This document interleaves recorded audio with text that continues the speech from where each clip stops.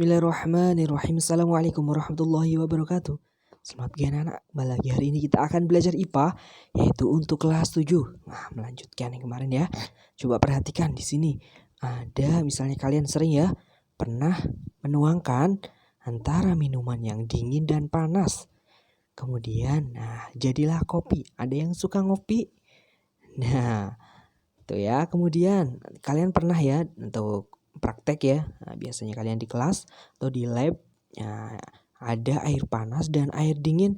Bila dicampurkan gimana ya kira-kira suhunya? Apakah naik, turun atau bagaimana?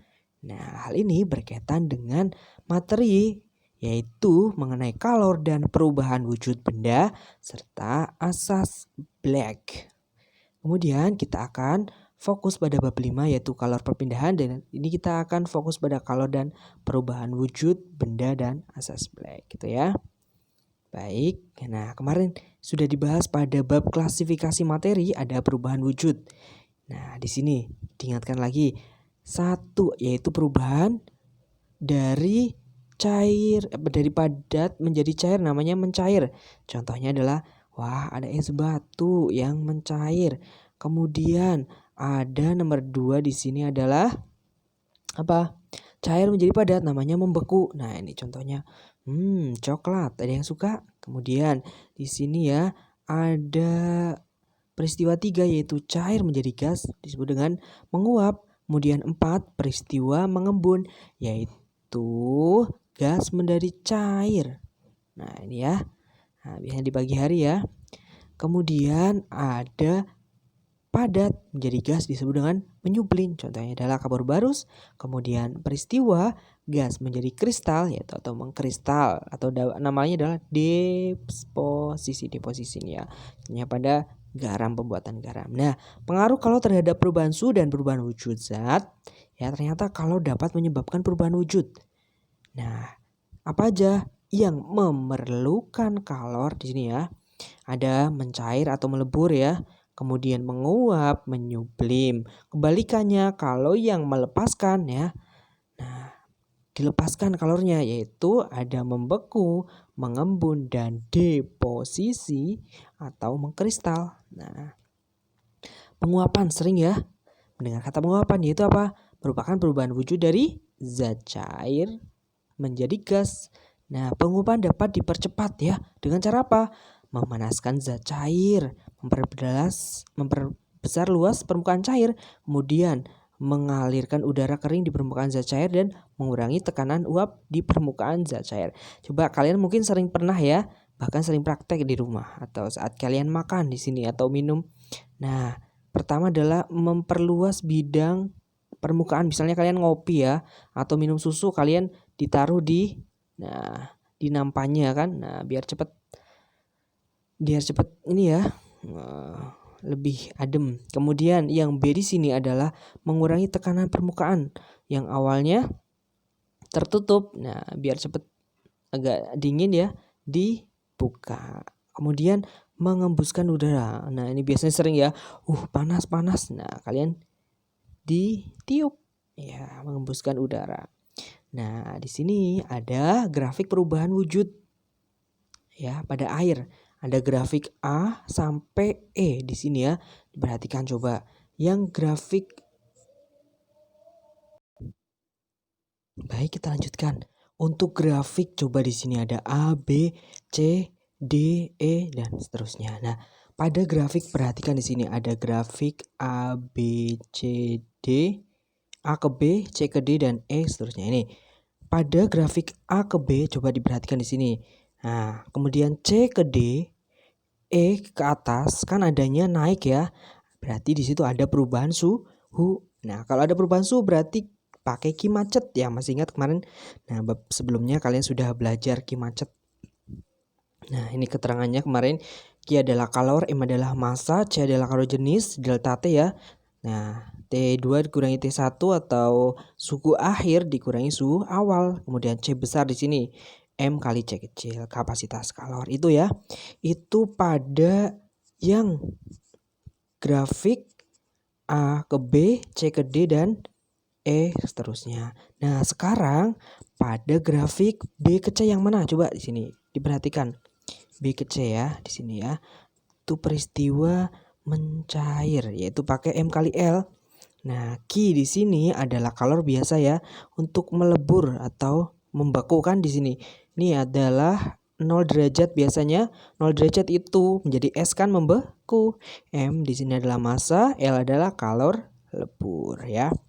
Kemudian ada namanya D ke E. Ini berarti mendidih kan di atas, misal di atas 100 atau di atas. Nah, 50 derajat ya. Nah, menggunakan rumus apa?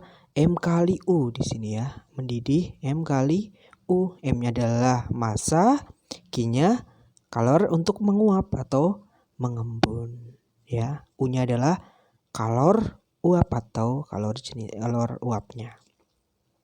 Biasanya ada rumus, ada contoh soal di sini. Berapa kalori yang diperlukan untuk meleburkan 5 kilo air ke dalam keadaan beku es ya. Jika kalori lebur airnya adalah 336.000. Nah, jangan lupa pertama adalah di sini adalah 5 kilo itu M. Kemudian 336 ini adalah kalori lebur tadi lambangnya apa? L ya. Nah, 336.000. Nah, biar bagus ya dijadikan 3,36 kali 10 pangkat 5 ya. Itu hanya perubahan ya, jangan bingung. Kemudian rumus dari Q. Nah, tadi kalau yang meleburkan Q kali M, Q sama dengan M kali L. Nah, 5 dikali 3,36 kali 10 pangkat 5.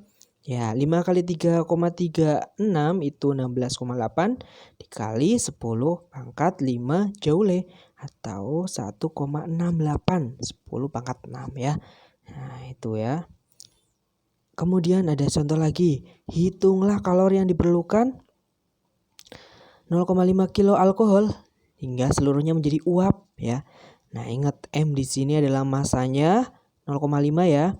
Kemudian uapnya, kalor uapnya adalah 0,85 kali 10 pangkat 6. Tinggal ditanya berapa besar kalornya ya.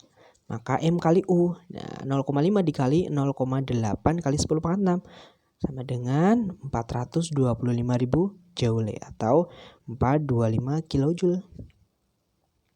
Ini juga ada lagi ya, tadi yang ini contoh pada grafik seperti tadi ya. Nih, diketahui kalor S-nya 2100 berarti CS. Kalor jenis kan tadi C ya. Ini miliknya S sehingga CS. Kemudian L berarti kalor lebur. Nah, kalor lebur di sini adalah 336.000. C adalah C air, itu apa? Kalor jenis air. Nah, yang ditanya apa? Berapakah kalor ya dari proses A sampai C, AB, BC dan CD, berarti ada 3 ya.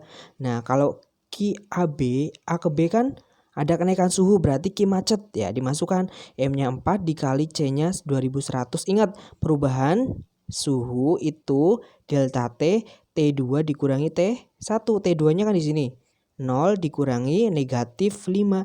Negatif kali negatif hasilnya positif ya. Plus 5 ya. 5 ya, ketemulah 42.000 joule. Itu yang pada AB. Kemudian yang pada BC di sini ada perubahan enggak? Ya, tetap ya. Sehingga M kali L ya 4 kali 336.000. Hasilnya 1.344.000 joule. Kemudian yang CD ada kenaikan suhu? Ya, berarti MC delta T. Nah, C-nya di sini adalah punya air. Kenapa punya air? Nah, karena di atas 0 derajat kan, nah, otomatis sudah menjadi air. Kalau di bawah 0 berarti dia yang S, pakainya S ini. C-nya di sini ingat ya, pakainya C air, ingat. Nah, ketemulah 1.680.000 joule. Kemudian ada lagi, aluminium sebanyak 5 kilo diberi kalor hingga melebur. Ya, jika kalori leburnya 403 joule per kilo, berapa kalori yang dibutuhkan? Ini sama seperti tadi ya. M-nya, L-nya sudah ada. Ingat pada kalor lebur. Nah, rumusnya apa? M kali L, tinggal dikalikan. Ya, 2.015.000 joule ya, atau dijadikan pangkat 10 pangkat 6 di sini ya. Temu itu ya, gampang. Kemudian ada asas black. Coba Pernah kalian menuangkan botol ini yang botolnya kan adem biasanya ya atau dingin dicampur dengan air panas. Nah, akan diaduk ya. Nah, akan merata menjadi seperti ini atau dalam keadaan seimbang. Nah, ini ibaratnya kalau di sini adalah tadi botol, kemudian di sini adalah air panas. Nah, lama-lama akan membentuk suatu. Nah, di sini akan mencampur. Nah, ini keadaannya ya, hijau semua. Nah, kemudian apa? Teh air botol ini kan menjadi hijau sama dengan teh air teko. Tidak terjadi aliran energi sampai adanya perpindahan atau perpindahan energi. Sudah pokoknya sampai setimbang ya. Nah, itulah suhu akhir atau dari percampuran tadi sampai keadaan seimbang itu namanya apa? Asas Black, yaitu dirumuskan dengan Q lepas sama dengan negatif Q terima. Q lepas adalah jumlah elektron yang dilepas oleh suatu zat ya. Tadi misalnya dari si teko kan panas ya. Kemudian yang diterima yang diterima dari suatu zat, yaitu yang menerima adalah botol. Tadi kan dia kan dingin. Nah, negatif di sini tanda negatif apa? Perpindahan kalor. Nah, kemudian biasanya kalau perpindahan kalor atau ini terkait dengan asas Black, yaitu benda yang bertemperatur tinggi memberikan kalor pada benda yang bertemperatur rendah hingga temperaturnya adalah sama. Kemudian jumlah kalor yang diserap sama dengan jumlah yang dilepas. Ini ya sama ini. Joseph Black namanya yang menemukan ya, melakukan percobaan yang menghasilkan teori bahwa ketika dua benda yang berbeda disentuhkan atau dicampur ya tadi contohnya. Nah, pada suhu yang tinggi akan melepas kalor benda bersuhu dan benda yang bersuhu rendah akan menerimanya ya. Nah, yang tinggi itu melepas, yang rendah itu menerima. Ini rumusnya adalah Q lepas sama dengan kita terima. Ini M ya. M1 kali C1 dalam kurung T1 min TA. TA di sini adalah suhu campuran ya. Bedanya ini. Nah, sama-sama Q macet, MC delta T, bedanya adalah TA di sini. Ini. Di sini contoh soalnya ya. Nah, di sini ada sudah diketahui masanya ya 200 gram, kemudian suhu air T1-nya 30 derajat, massa air M2 adalah 100 gram, suhu air T2 adalah 90. Kalau jenisnya atau C-nya adalah 1. Berapakah suhu akhir atau campurnya TA? Nah, tadi kan Q lepas sama dengan Q terima. Nah, ini rumusnya tadi sudah tinggal dimasukkan. Nah, sini ya, nih. Nah, delta T kan ini bedanya nih. Ini kan T1 min TA. Di sini kan masih dicari ya. Ini T min 30 ini. Ini kalau matematiknya ya, 100 kali 90 sama dengan 9000. 100 kali T ya min 100 T. Ini juga 200 kali T, 200 T, 200 kali 30, negatif 30 berarti negatif 6000. Ini pindah ruas, tinggal ditambah. Ini juga pindah ruas, ini juga tinggal ditambah ya. Nah, ketemulah 15.000 sama dengan 300 T. Nah, perkalian pindah ruas menjadi pembagian 15.000 dibagi 300 sama dengan 50 derajat Celcius. Baik, demikian tadi mengenai asas Black dan kalor serta berubahnya. Terima kasih, semoga bermanfaat. Semangat belajar, tetap jaga kesehatan. Ya, betapa pentingnya kalor ya. Wassalamualaikum warahmatullahi wabarakatuh.